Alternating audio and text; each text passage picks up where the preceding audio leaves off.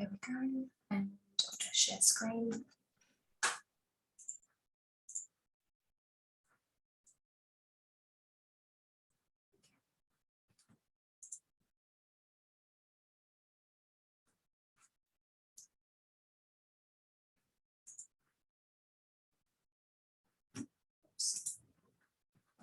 Present. Okay, so I'm honoured to be on the ancestral lands of the Wiradjuri people. I acknowledge the first Australians and as the traditional custodians of this continent, whose cultures are among the oldest living cultures in human history. I pay respect to elders past and present, and extend my respect to the elders of the community, and extend my recognition for the descendants who are here.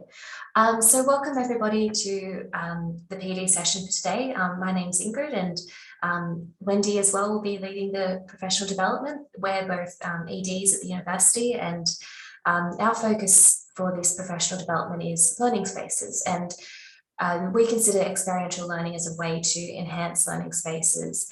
And this is a part one of a 2 PD session series. So if you enjoyed this one, please come to the next one. We'd like to see your familiar face again. So before we get started, I'm sure many of you have seen this learning cycle before.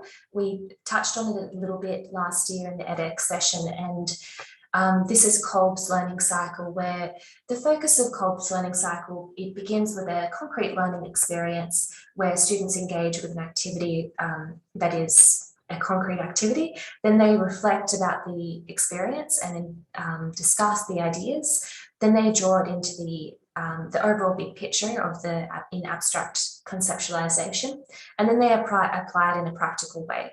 And the thing about experiential learning is that it's an ongoing process that is repeated, which is really essential to it. It's not just a practical experience outside the university, it's an ongoing process. So before we get into the nuts and bolts, we would like to talk about why actually use experiential learning.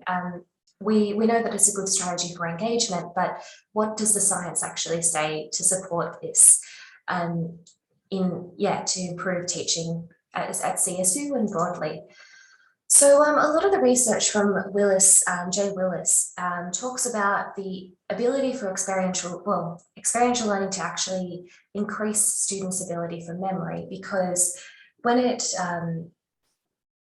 in terms of Kolb's learning cycle, there's a constant renewal and reinforcement, which is an effective way that memory can be learned through multiple different types of exposures. So the brain goes through a process called pruning, which means the pathways and connections of neurons are regularly maintained and hardwired, while others are actually eliminated or pruned. So by having that renewal process of the experience, it's ensuring that students actually keep those connections rather than those connections actually becoming pruned over time. The second point, I guess, is that the more neural connections that are activated by simulation, the more dendrites grow and strengthen the connection between the neurons. And all in all, by using ongoing experiential learning, it means the material that is learned is reviewed and more direct pathways access are formed. So it's a really great memory strategy for students in particular, experiential learning. Another example is that we know that enriched learning environments seen in experiential learning actually help, has seen in studies with chimpanzees where allows for stable learning communities, which increase the dendrite sprouting and synaptic connections, which increase their ability to perform complex memory tasks. This is the chimpanzees, such as learning their way around a maze. It also allowed them to connect more positively with members of their group and work in a more focused way on tasks. So perhaps there's also something we can learn from the chimps there. And one other study we can think about when we're considering experiential learning is that by experiential learning's very nature, it's very highly sensory based. And we know that sensory learning is one of the strongest tools we have to be able to remember an experience and be able to recall. And the reason behind that is because when students in this process of experiential learning have the opportunity to actually personalize their learning and develop their own opinions and perspective of each activity or engagement, it allows them to personalize information, which allows them to form memories in a stronger way.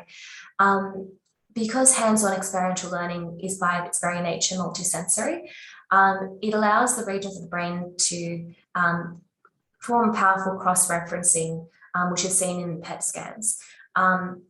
Because also the sensories have it also results in different variety of stimuli, which means that students become the knowledge that they're interacting with it. So a new memory that might otherwise be forgotten is linked to sensation, movement, or emotion, which it therefore travels into the memory storage along more pathways. So this creates better memory and retention and recall. So aside from it being a really engaging, fun strategy to incorporate in learning experiences, it does have very strong scientific basis behind it, particularly with memory and critical thinking, and also students' ability to work in larger groups as well. So I'll hand it now to Wendy. Thanks, Ingrid. Well, I'm going to actually hand it over to the participants now. What we'd really like to do is hear from you. It's based around three questions there on the screen. We're really interested in whether you recognise that perhaps in your subject you're already using experiential learning, or you may be partly using it and you're wanting to use more. So we'd really like to hear if you're using it and how you're using it, and if you're thinking about using it, to sort of brainstorm some ideas with us. The second question is, as a teacher, what's your role in experiential learning? What do you contribute to the process?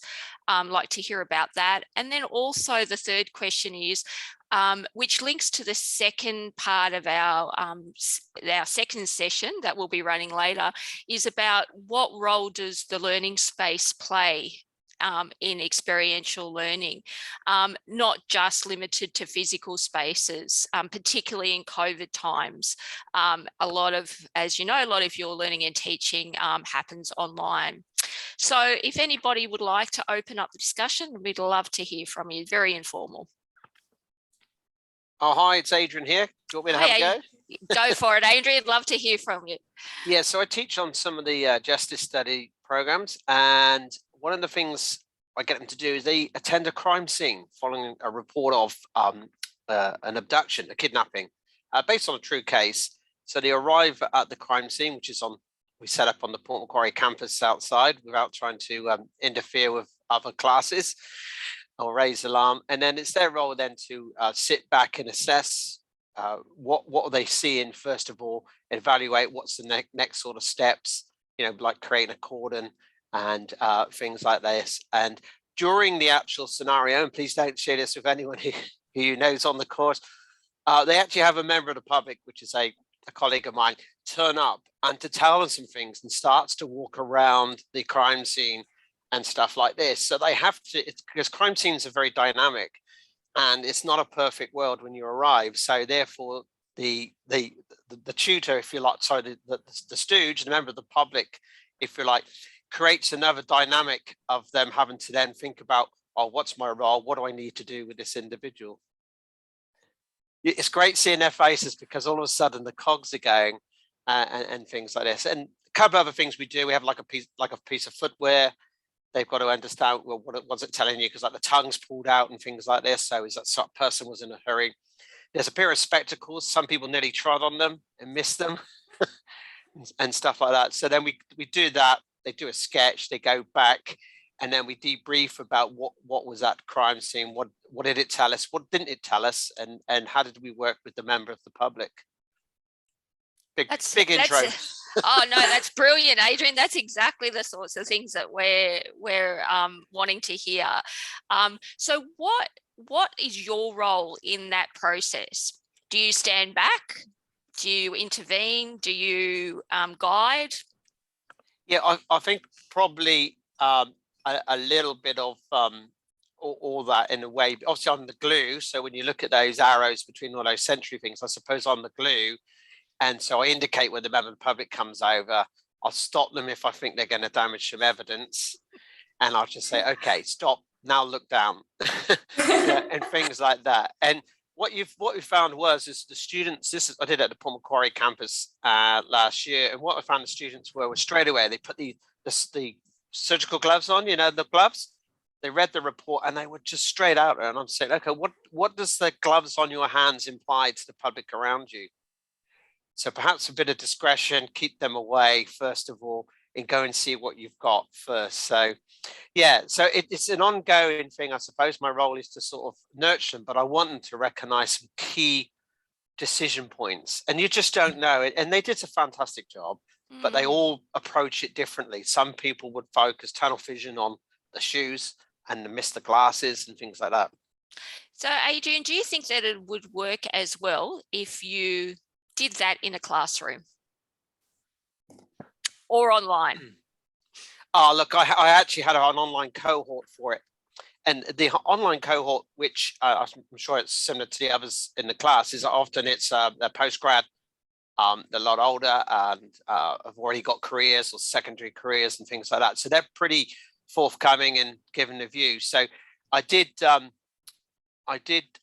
photographs based on the original job, but not the real photographs, of course. And so different angles of the crime scene. So I put those on a slide deck and we had to step through, and they were actually very engaged.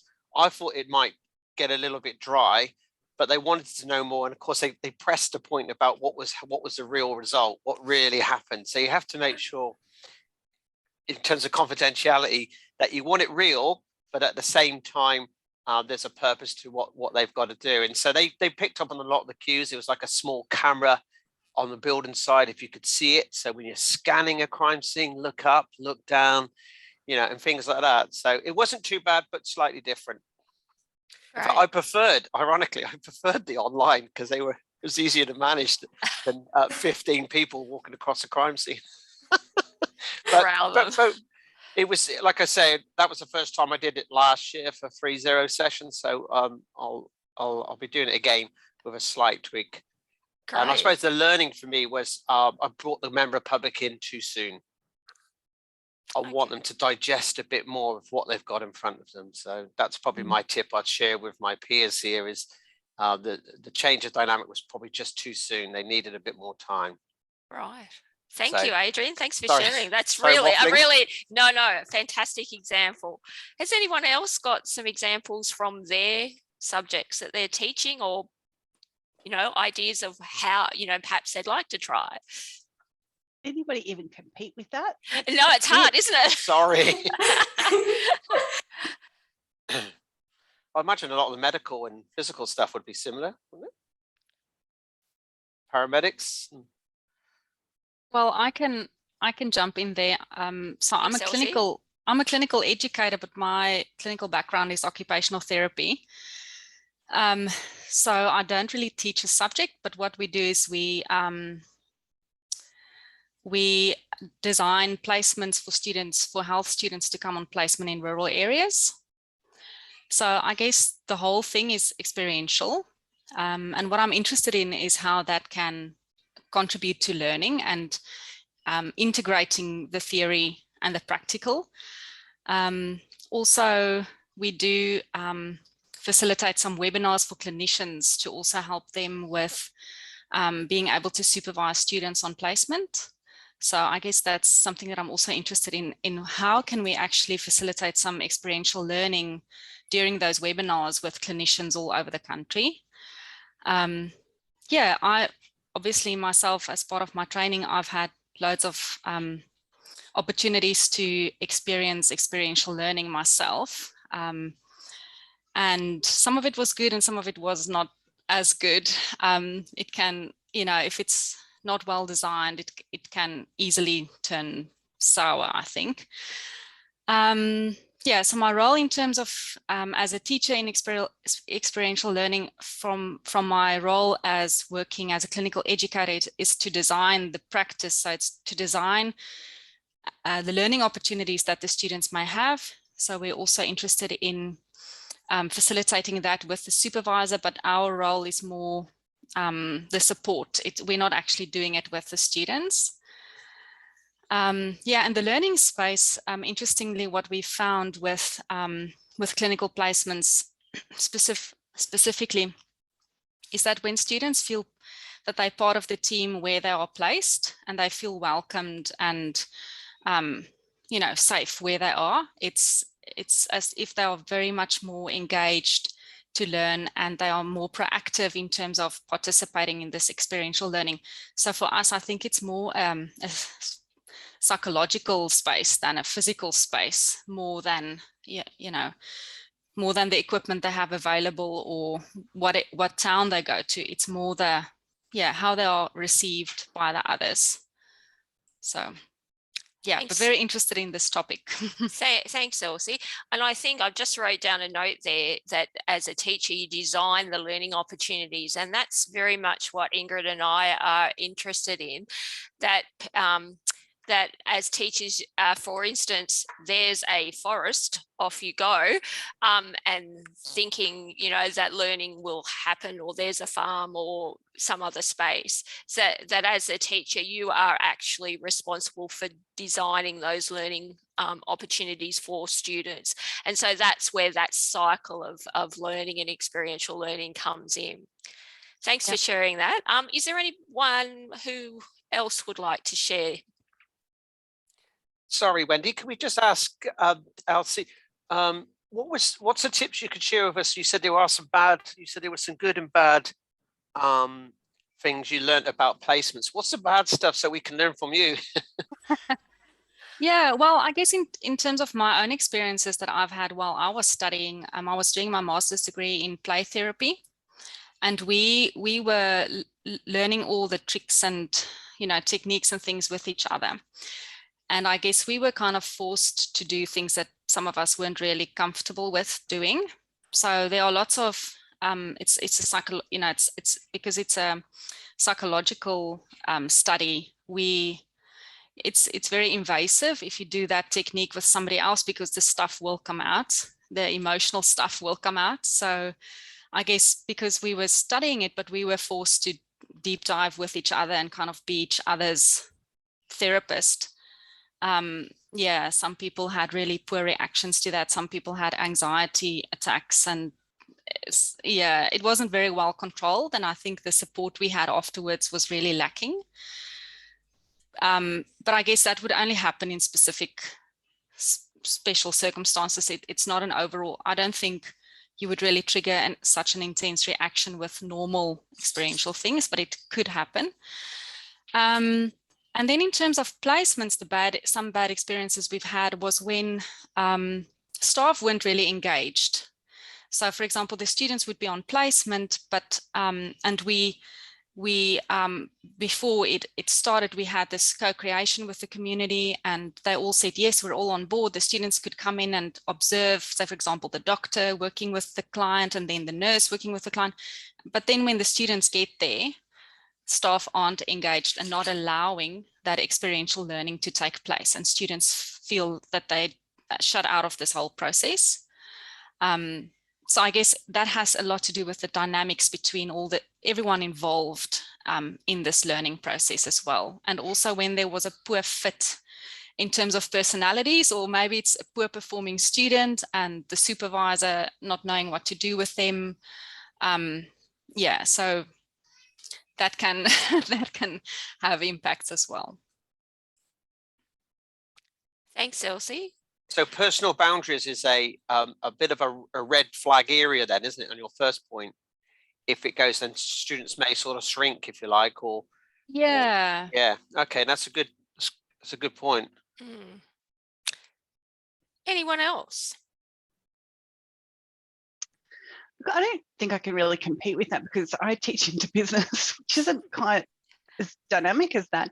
But this session, I've redone the assessments for, I'm teaching first year marketing, in rather than me set a prescribed, I guess, product or service or whatever, I've asked them to choose anything that, or something that really resonates with them.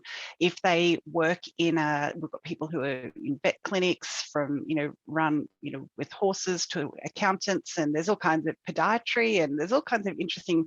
So I wanted them to take away something that's quite real. Like I worked as a consultant in business for many years, and I really wanted them to kind of like have that real experience of what it would be like. And so we started by saying, pick product, service, anything you want, something that resonates with you. If you're not working, or if you don't work for someone, or if you want to choose another company, that's all fine. But everything has just been scaffolded on top of each other. So the first was like a 2-minute, and I purposely, said I want like an iPhone kind of like, like a phone selfie video chatting for like 2 or 3 minutes about the product. And then we've just built on that the whole way through. I think the people who have chosen products or services that are in their own business, or that they're very closely connected with, have probably engaged more so than, some people have just chosen, I think kind of Hungry Jack's could have a better, online ordering application or something, which is that's fine. But I think kind of it was I'll just choose anything rather than something that is quite personal. So yeah, it's nowhere near as good as Adrian's, but for me it was just just kind of getting them to actually do something that's meaningful to them rather than follow the script. Yeah. Thanks, Kathy. And that's a beautiful segue into later on, because that, again, that is something that we're interested in, that thinking about whether the physical sort of professional space, if you were able to take students there, versus, for instance, yourself, what you're saying is that you don't have somewhere to take them necessarily, and how can you build that sense of professional context. So we might just move on, but please, if people have questions or comments, we might move to the next one. Thanks, Ingrid. So what we've actually done is had a look at Kolb's experiential learning cycle again, and we've just created a subject sort of audit for you. Lots of text on the page, but we've basically broken it down into the 4 phases of Kolb's cycle. And we've what if you're planning to do experiential learning in your subject, or you would like to look at your existing subject and just to go through the different phases and see where you lie. Is there, do you present the experience or situation to students, but perhaps then you don't give them an opportunity to reflect in that second phase, because we know that just presenting the experience is not enough.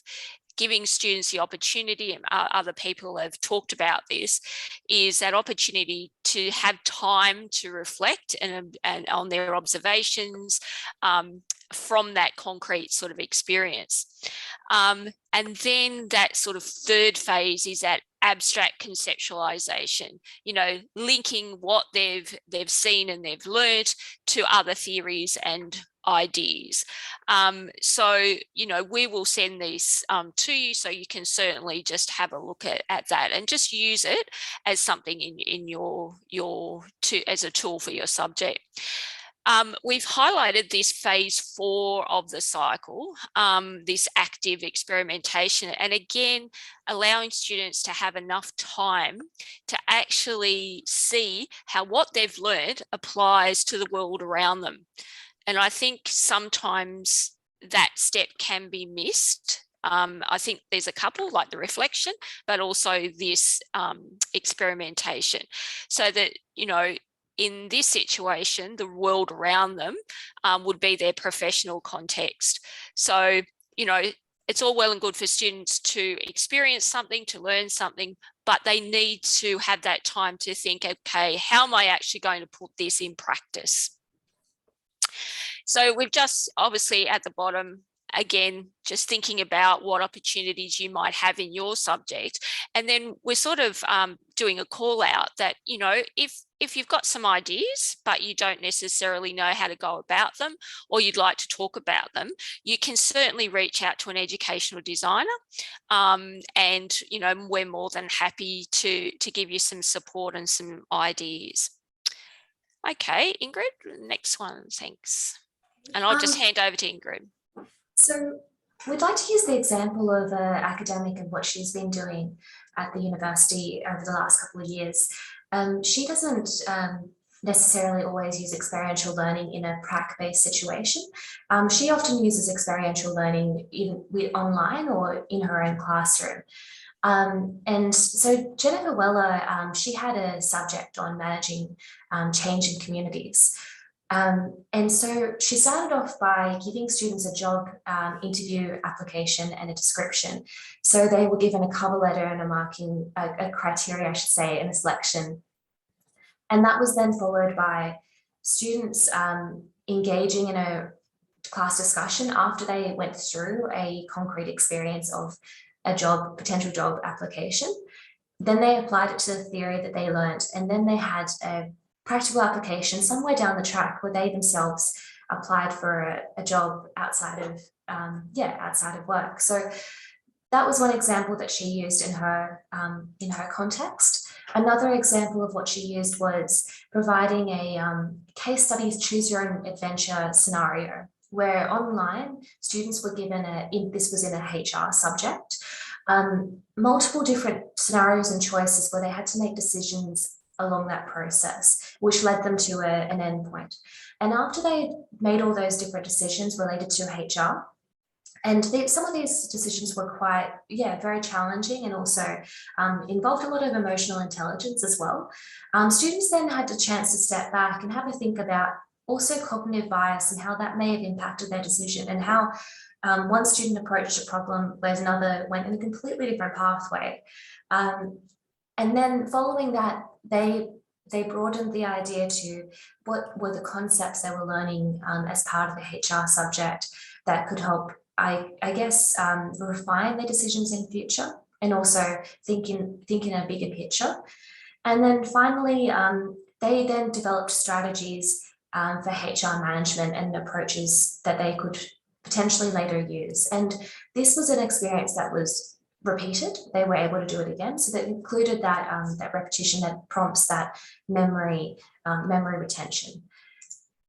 And another example that she used was when she had students who were already post-grad, and the subject was managing change in communities.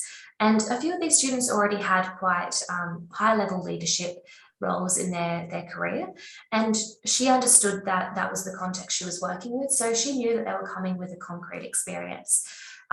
She began with the reflective observation, where they were able to reflect on an area that was a problem or something they could address in their organisation, and then they applied the work behind a theory on how they could address that problem. And then students were able to go back into their workplace, and then really could have been the following week how they applied the theory to their organisation. And these were differing organisations. Some were very small community based, and some of them were very big, but it was also the recognition that part of this process doesn't actually always need to be in the classroom or the lecture setting. It can actually be at the start, or different elements can be outside of that, which I thought was really creative. Sorry, Ingrid, just before we go on, sorry, Taban, I missed your message. Taban was saying earlier that he's incorporated experiential learning in anatomy teaching. Do you want to just talk a little bit about that, Taban? Yeah, so in terms of the anatomy classes, what I've found is that the vast majority of certain cohorts are predominantly visual learners, and so they don't respond as well to, the heavy, dense textbooks.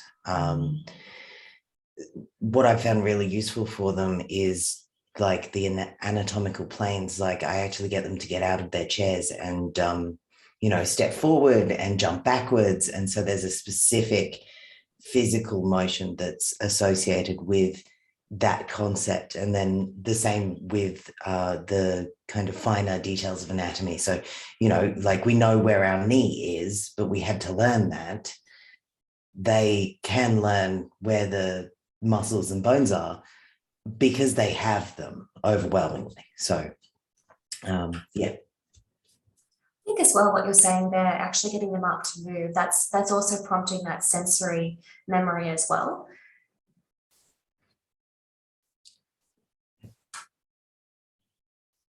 Did you have any other questions, Wendy? No, that's all. Sorry, Taban, I just wanted to make sure we acknowledged your comment in the chat. Yeah, thank you. I guess that reminds me of a time, this was back when I was teaching in high schools, but I had a choose your own adventure story for a medieval class, and this was only little year 7s. And as part of that experience, students actually got to try medieval recipe food. So they had to try a medieval toffee if they were successful along that pathway process. And it's funny, at the end of the year, they remember the experience also because they could remember the taste of the toffee, which then they could recall different information about the medieval period. And by also including sound as well, that was also something that also triggered that memory. So I think it's great that you're including things like movement as well, because as you said, if they're quite visual students, and I wonder if they're quite kinesthetic as well. So, which I think is interesting.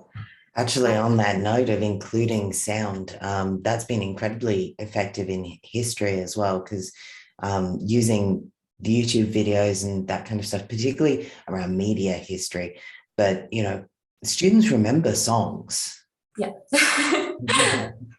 Yeah, absolutely. And especially the younger ones, they'll sing along to it. Yeah, absolutely. Do we have any other examples or anything that brought to mind that before we continue, that anyone would like to talk about? All right, we'll move on in that case. So thinking broadly, how is experiential learning used in Australia? And I feel like it's starting to take off quite a bit in the last couple of years, which it's great to see. We know that the University of Wollongong has a sensory room that they're now implementing for students, which especially for students who are focusing on students with special needs and how they can help students with in that area. The UTS is also using an Indigenous rooftop farm, which reminded me quite a bit of the bee garden that's been established in Bathurst at CSU, where UTS is planting native Indigenous plants that students could go out and participate, not just the students as part of that course, but as a broader community as well. And then on top of that, there's also the bilingual school in Coffs Harbour, which integrates activities and a concrete experience provided with a reflection and also the following processes for the next steps as well. I'm interested to hear, has there anyone heard of any other experiences used by CSU or other universities that you found particularly interesting?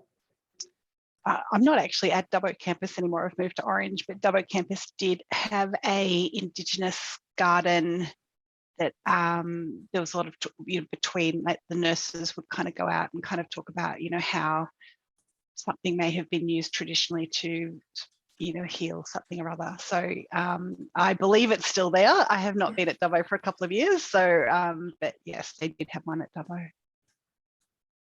Brilliant. The police academy at Goulburn has a village.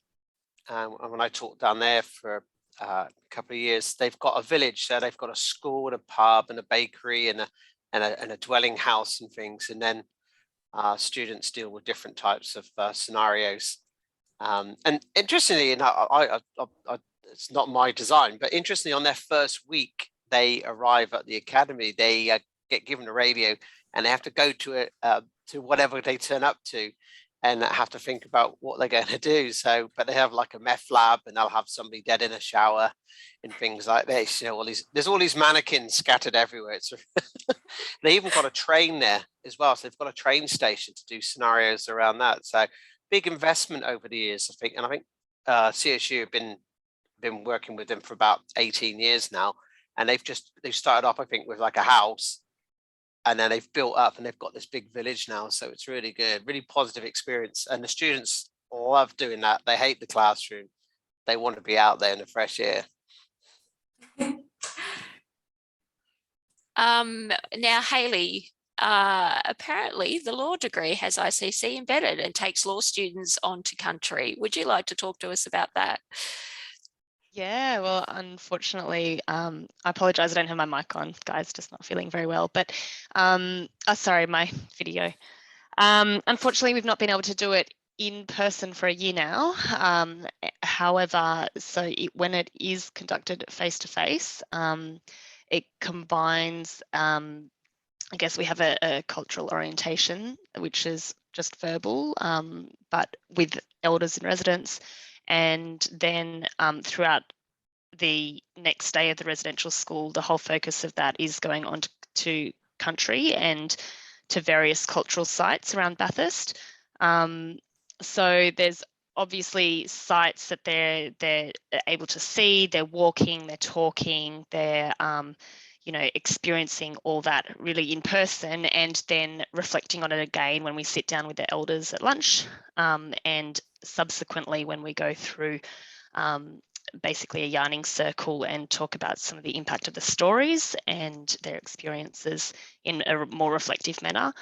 But the way that's been translated online, which some of you might have been fortunate to participate in already, has been really fantastic, because the elders worked on a series of videos that were actually for the Museum of Sydney, and they've used some of those videos, which are very emotive and basically focused in on one elder at a time, so that when that appears on screen, they're almost right in front of you speaking. And then there's a bit of a Q&A after each one. And they've also developed some videos of some of those cultural sites from a distance, which make it feel like you're actually walking through that site at the time. So that's actually had an amazing impact on students as well, in quite a different way. Of course, some students were a little bit disappointed when they first heard it had moved online and thought this isn't going to be the same. But having participated myself in both forms, I truly feel like I'm almost impacted to a greater extent by the online version, because it feels so personal, because you're focused in, and almost feels like that person is speaking directly to you. Yeah, they're both very different, but they do still combine those multiple elements. And also, I should say, in the little breaks of the online version, we often encourage students to go outside and be grounded, to touch the earth, to sit outside, to take in their surrounds, and to connect in that way as well. Thanks, Hayley. That's excellent. And it's so nice to hear how people have adapted to the online space, because as we were saying previously, sometimes having that physical space sort of gets students into that zone much easily than on the online space. So that's brilliant. Thank you. So we had, there were a few people with their hands up. The other Hayley, Elsie and Tabin. So we might start, Hayley, did you have something that you'd like to add? Then we'll go to Elsie and then Tabin. Sure, just quickly, I won't take long. I know time's ticking, but in my previous role working in a high school, I was coordinating the experiences for the Indigenous students. And we did an Indigenous taste testing of traditional ingredients. And the idea was that the students taste tested, they had a form to fill out about what it tastes like, what it smells like, the texture and all that kind of stuff. Then the idea in order to sort of achieve the connected outcomes was to transfer that into the kitchen and to go and make their own recipes and things like to align with the food technology outcomes. And during that one of those taste testing sessions, obviously it was my job to be highly supportive and enthusiastic and, really motivate some of these teenage boys in particular that are very blasé about, everything. And there was one ingredient in particular that actually made me vomit. With no disrespect, it was just very intense and I wasn't expecting it. And so I had to very discreetly try and excuse myself and say, I'm sorry everyone, just give me a minute. Yeah. Students won't forget that. No. And that's why I don't work there anymore. Thank you. Elsie, and then we'll go to Tabor. Yeah, thank you. At Three Rivers, we have empathy suits, which is like a suit that you put on, and there are straps and weights and things that kind of limit your movement or make it more difficult to move. So students can utilize that when they, as part of their units of study, to make them aware of what older people might experience, the limitations and the mobility issues that they have. So yeah, that's also quite interesting.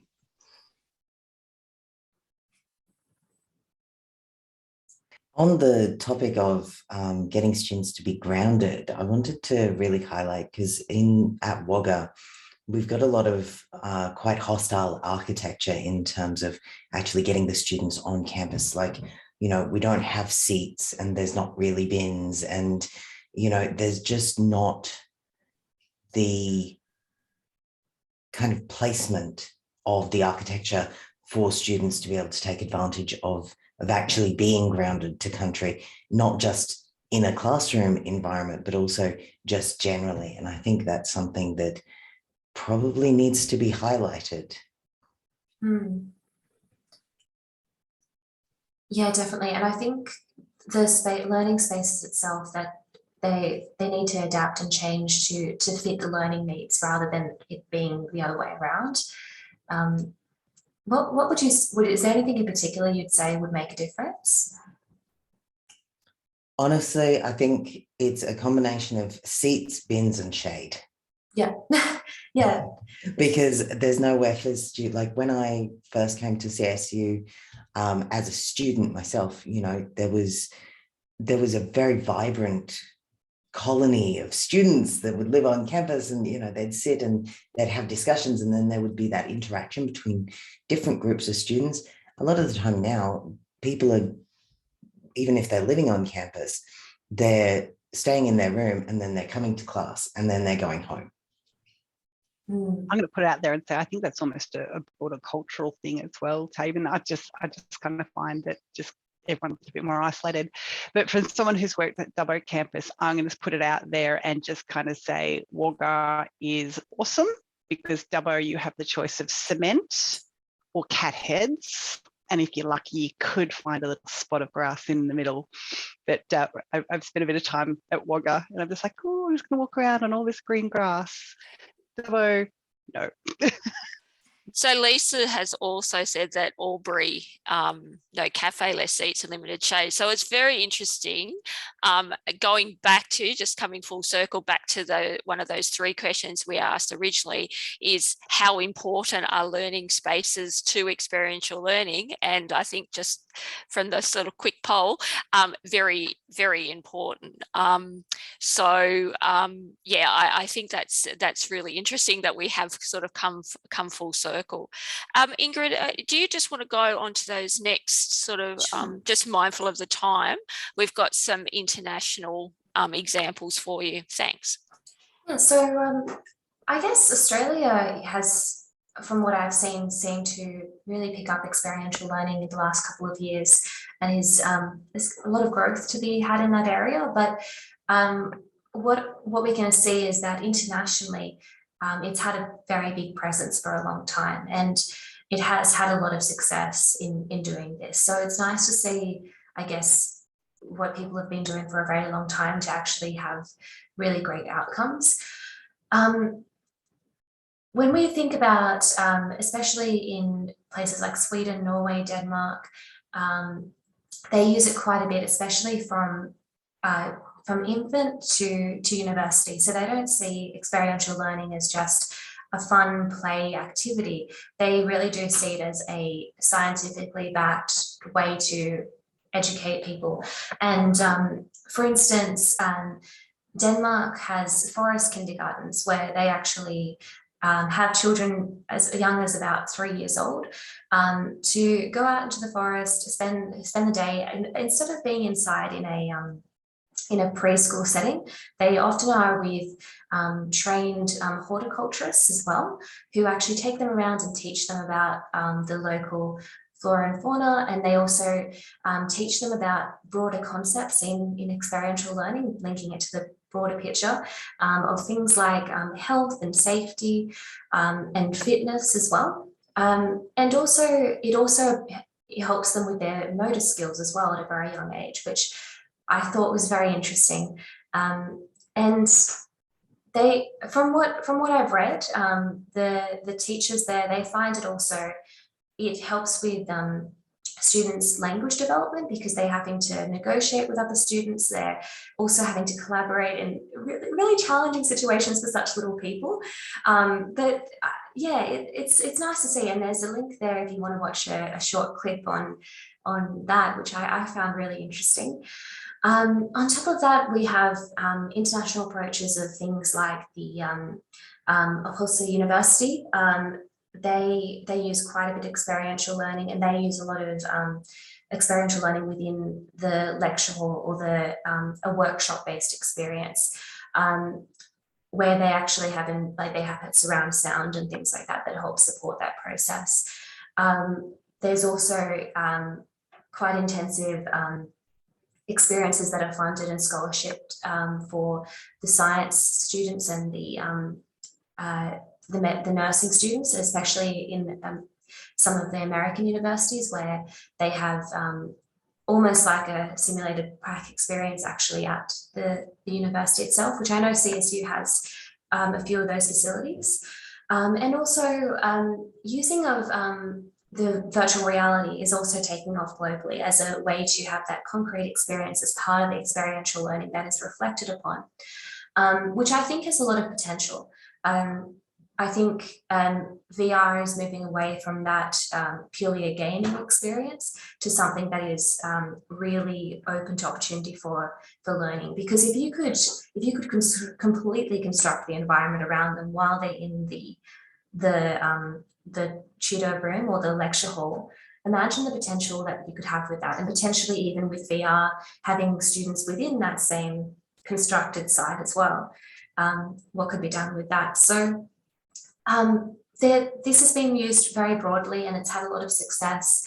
And it's not to say that one is better than the other, but I think it's useful to see just, I guess, outside of our bubble and thinking bigger as well, and what other opportunities exist. So before we end the session, does anyone have any other final comments or ideas that they'd like to talk about?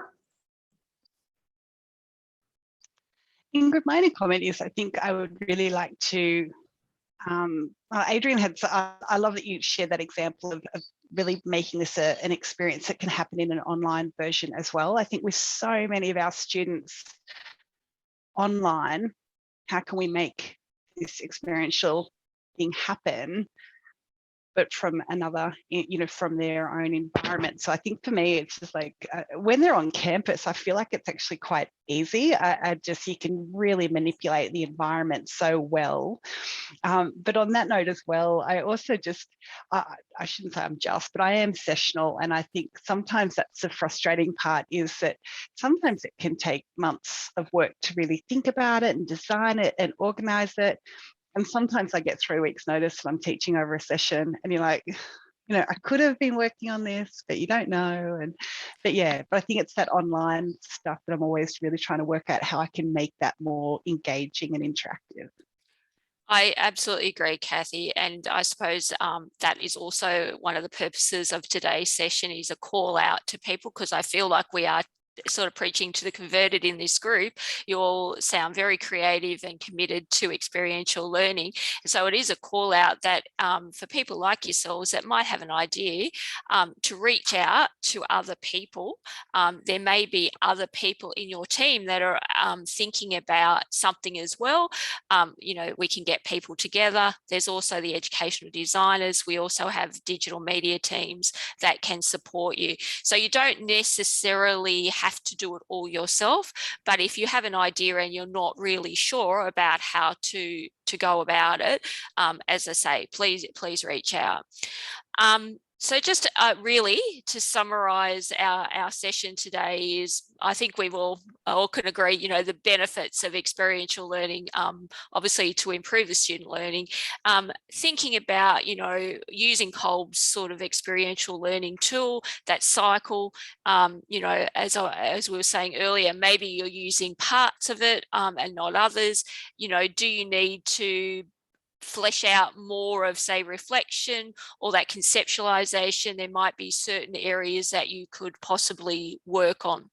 And then I suppose another shout out for the next session is that we're going to start looking more at the actual learning spaces. So we wanted to talk about experiential learning as something you do in these learning spaces. And in the next session, we'll look more at what does CSU have to offer you, both physically and online? And I think that feeds into what you were saying, Kathy.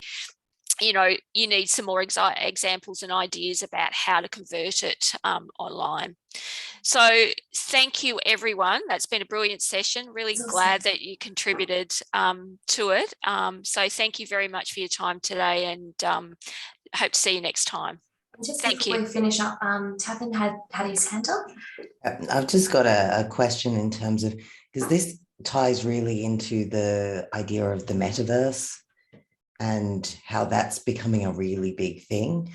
I think in order for two teenage girls, Taban, I don't think I can cope with any more discussion of the metaverse and the multiverse. The metaverse is already here. Like in these spaces and learn. But I think that really ties into this whole on-campus online debate, but it also ties into us being sessionals. Like, we can't effectively make a metaverse of university learning if we're not given the preparation and we're not given the resources. Like, I can't code the kind of experience that very talented graphic designers can. Like, we need, if that's an aim to get ahead of the curve on that one, which probably wouldn't be a bad idea, we need people who have those talents. So anyway, that's just a kind of corollary that I wanted to add in there. No, definitely. And again, reach out to educational designers, and we have got those people to support you. So thank you again, and wish everybody a good day. Thank you. Thank you. Thank you. Thank you. All the best. Bye.